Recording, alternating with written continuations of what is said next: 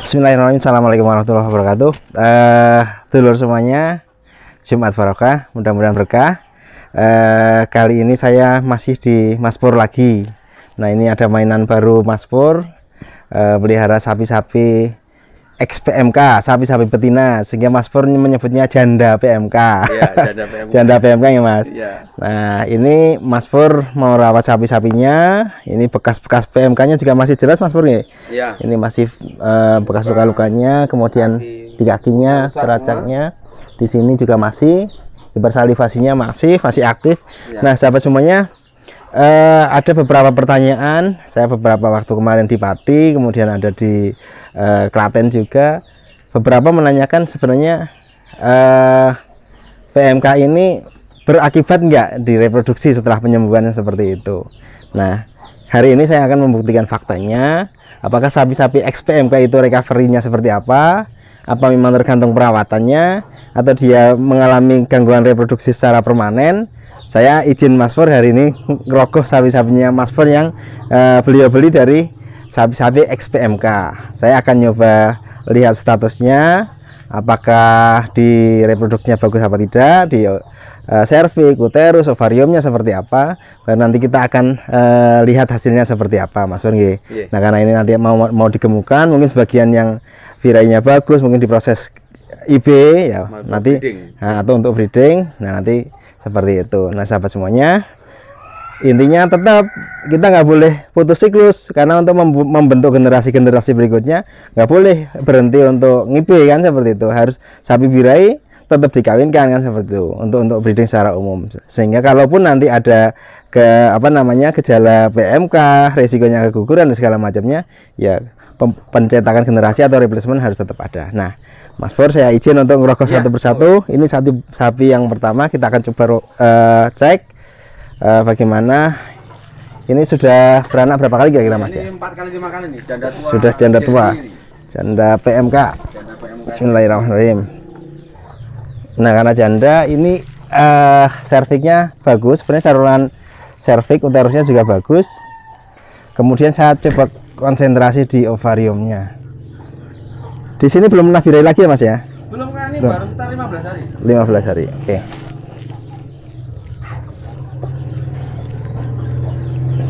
Uterusnya, tonusnya sebenarnya normal, tapi ini di ovarium kanannya memang belum begitu aktif.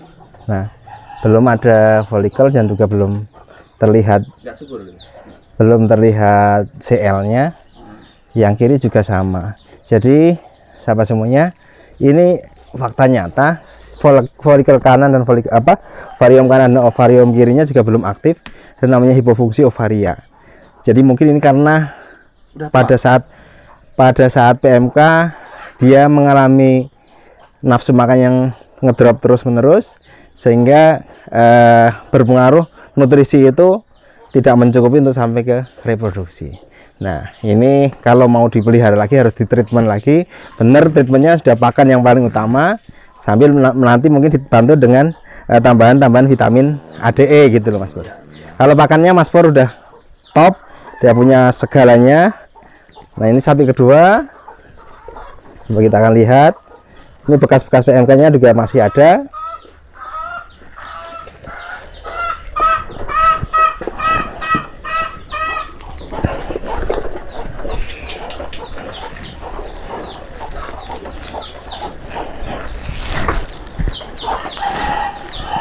Nah, saluran reproduksinya di uterusnya normal, kemudian di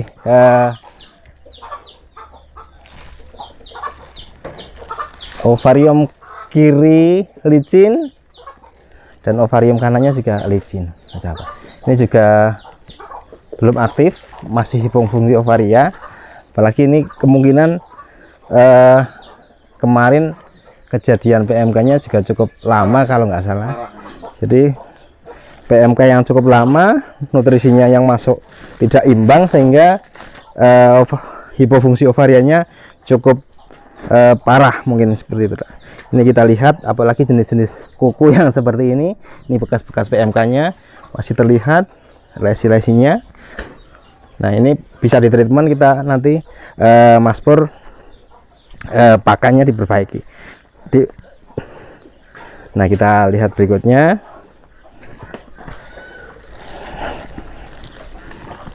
Bismillahirrahmanirrahim.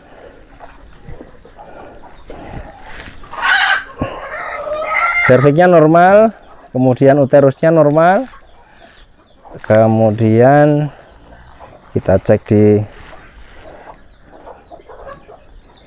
ini hampir sama. Ovarium kanan masih sekitar 1 cm ukurannya gedenya, dan tidak ada aktivitas folikel ataupun corpus luteum, sehingga hasilnya sama dengan yang sebelahnya. 3 itu ibu fungsi ovaria. Ovarium yang kanan, yang kiri hampir sama gitu. Jadi ini 1, 2, 3 masih ibu fungsi ovaria. Nah, lanjut.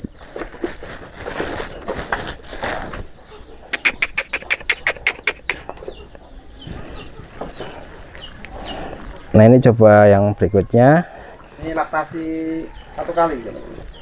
Coba 1 kali. Nah, sahabat ini pernah beranak, di serviknya dia ada penebalan, ada sedikit pembengkakan juga atau metritis. Kemudian kita coba lihat di ovariumnya, uterusnya normal. Nah, ovarium kanannya ini ada corpus luteum yang persisten. Jadi sapi ini juga pernah mengalami gangguan nutrisi dan pernah terjadi infeksi, kemungkinan entah itu dari PMK-nya atau mungkin di saat kelahirannya, retensi plasenta dan segala macamnya. Ada corpus luteum yang persisten sehingga sapinya cenderung anestrus. Ini harus di treatment dengan prostaglandin.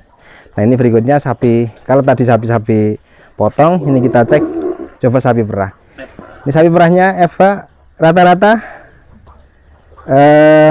lavasi berapa, Mas? Belum ya? Belum. Nah, ini kalau tanda-tandanya masih baru birahi. Nah, kita lihat, tapi ada yang fakta yang cukup aneh, karena ada bekas-bekas lendir yang juga warnanya keruh. Yang ini warnanya coklat, kemudian di bawah ini ada lendir yang juga warnanya keruh. Nah, kita cek apakah memang efek dari PMK atau sebelumnya riwayat ada mad estrus bleeding namanya, perdarahan setelah birahi. Nah, kita coba cek. Nah, oke. Serviknya cukup membuka, cukup tegang. Ini memang posisinya birahi. Coba kita lihat.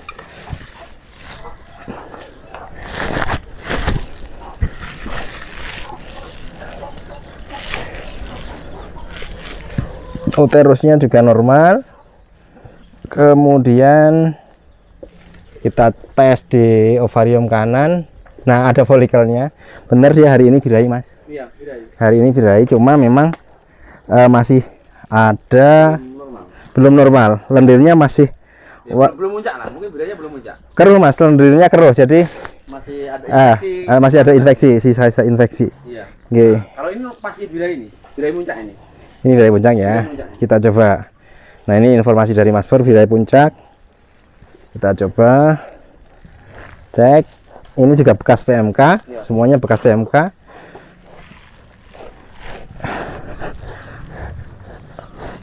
Ya, oke. Ini serviknya tegang, uterusnya juga tegang. Di ovarium kanan folikelnya dominan. Ya, fasenya birahi memang. Kemudian di alat genitalnya abang-abu banget. Jadi mungkin sore ini atau besok pagi, mungkin sore ini, Mas ya. Ini pas untuk dikawinkan. Oke. Oke. Berarti ini statusnya normal. Birahi normal, yang itu birahinya masih ada lendir yang infeksi. Nah, ini kita coba si brindil namanya, rambutnya brindil, masih darah kayaknya. Serviknya normal tapi badannya panas banget, masih.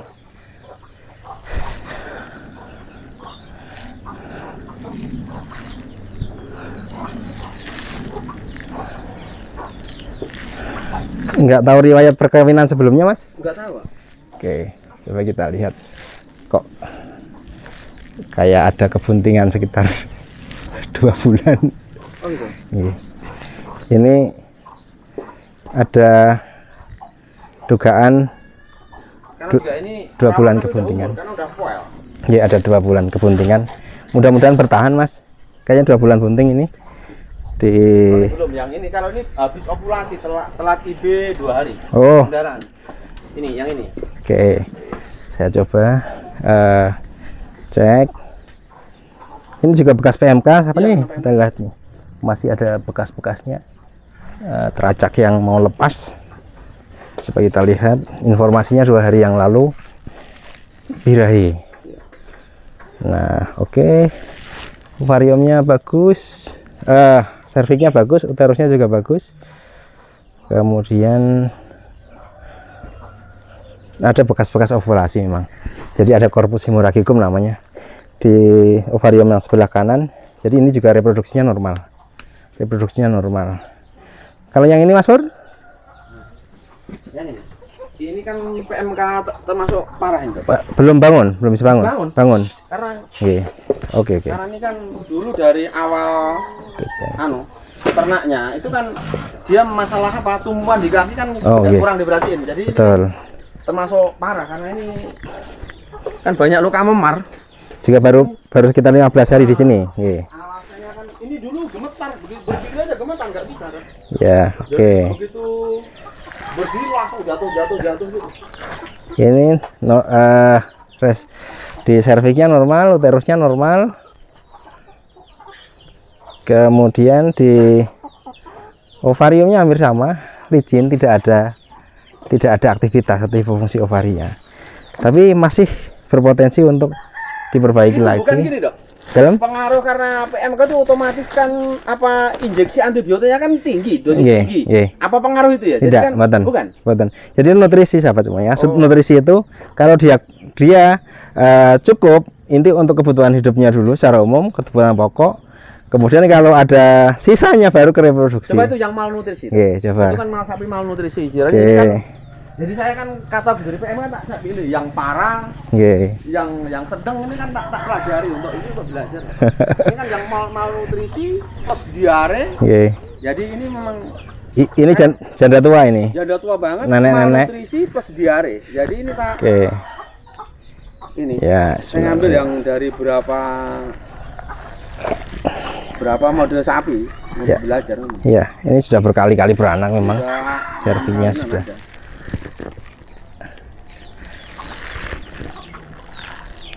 Oke. Sama Mas, ini ovarium kiri dan kanannya kurang aktif. Jadi Nah ini memang logika seperti banget itu. karena malnutrisi plus diare akut. Oke, jadi sahabat semuanya itu memang ada beberapa ekor tadi 1, 2, 3, 4, 5, 6 dari 11 ya Mas ya. Iya. 11 itu ada 6 ekor yang hipofungsi ovaria yang diperkirakan itu sebagai efek dari PMK ketika dia nafsu makannya turun, kakinya sakit, jadi intake makannya juga menurun sehingga nutrisi yang harusnya tersuplai bisa sampai ke reproduksi dia tidak sampai ke reproduksi. Nah, sahabat semuanya, kalau manajemen perbaikannya terutama memang di pakan, ya disembuhkan dulu paling, di kondisinya diperbaiki dulu, kemudian diperbaiki pakanannya. Nah, sahabat semuanya, coba kita intip Mas Pur memperbaiki pakannya seperti apa. Apakah istimewir apa? Tuh, kita lihat tuh, rumputnya top, rumput-rumput muda. Nah, kemudian ini bahan-bahan comborannya. Ini tepung gaplek. Ini tepung gaplek. Sahabat, ini tepung gaplek. Ini nutrisinya bagus banget. Energinya tinggi banget, apalagi sudah dibuat tepung, kecernaannya sangat tinggi banget. Ini bagus banget. Untuk penggemukan. Pakai brand, kemudian pakai konsentrat jadi ditambah-tambahkan. Ya. Begitu. Jadi sebagian kita lihat masih tanda-tanda PMK ini. Nah, kan ini masih hipersalivasi. Ini Ini konsentrat. konsentratnya ini seperti ini. Nah, oke, jadi Polar. ditambah ada polarnya, brand apa polar? Nih. Ya. Oke, itu ada polar, ada brand, kemudian bekatul, jadi komplit. Komplit. Nah, sebenarnya nanti bisa dijadikan dua fungsi Mas Pur nggih. Kalau dia nanti virenya bagus, kemudian di perkawinan bisa jadi bunting dibreedingkan. Tapi kalaupun dia tidak bunting, kondisinya sudah gemuk, jadi duit Arah saya kan. yang penting gemuk dulu. Gemuk dulu. Nah, misalkan ada kan sapi ini kan saya ambil dari berapa ya, ada yang muda, Nggih. misalnya laktasi 1 kali 2 kali. Kalau kan misalkan masa penggemukan taruhlah 2 sampai 3 bulan. Andai kan ada yang prospek untuk di breeding, saya tetap waktu nanti birahi itu saya IB. Nah, ini sahabat semuanya, pentingnya recovery seperti itu. Recovery di PMK-nya Mas Pur tetap perhatikan alasnya dan segala macam, pakan untuk recovery badan secara umum, nutrisi, kemudian sudah mikir ke penggemukan. Nah, tidak hanya recovery cukup untuk hidup saja, tapi sudah ke penggemukan. Kalau nanti dia gemuk, kalau dia besar, artinya kondisi reproduksi juga akan diperbaiki. Nah, kalau nanti pas sudah hari hanya sudah 4 bulan atau 3 bulan ternyata dikawinkan sudah bunting, ya di keep sebagai breeding. Tapi kalaupun dia sudah gemuk, ya bisa jadi sebagai stok potong. Berani belajar. Itu triknya dari Mas Pur sahabat semuanya. Mungkin bisa jadi contoh kita semuanya. Intinya memang dari 11 ekor yang kita cek, ada 6 ekor yang hipofungsi ovaria. Reproduksinya belum aktif. Tapi penanganannya Mas Pur cukup bagus, dengan hipofungsi hanya bisa ditreatment dengan perbaikan pakan, kualitas dan kuantitasnya. Mungkin pemberian vitamin A, D, E dan segala macam itu juga akan memperbaiki hipofungsi ovaria. Nah, sahabat semuanya, mungkin saya akan mengambil beberapa contoh lagi di tempat lain supaya kita tahu sebenarnya apa yang terjadi setelah janda-janda PMK ini setelah sembuh, apakah reproduksinya kembali normal apa tidak. Nah, mudah-mudahan bermanfaat. Nanti kita akan sambung lagi. Sekian, assalamualaikum warahmatullahi wabarakatuh.